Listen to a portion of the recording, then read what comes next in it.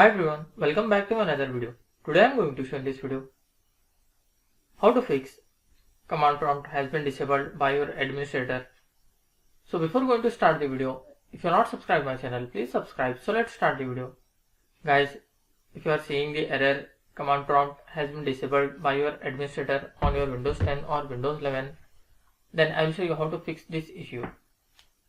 First of all, you have to just click on this search menu, then type here group policy.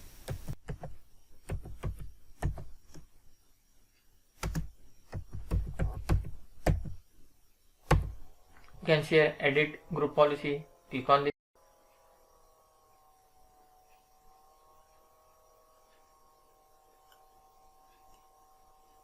In this you can see here user configuration. Here you will find administrative templates. You have to double click and expand. After that you will find system, double click. I will maximize this screen. In this you need to find prevent access to the command prompt. You can see here prevent access to the command prompt, double click on that. In this you have to select as not configured.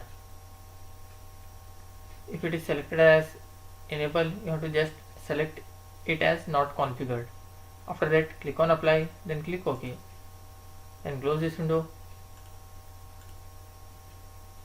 and restart your PC. After restarting, hope your issue will be resolved. That's it guys. So in this way you can fix command prompt has been disabled by your administrator on your Windows 10 or Windows 11. Thanks for watching. Hope if you like this video, please like, share and don't forget to subscribe.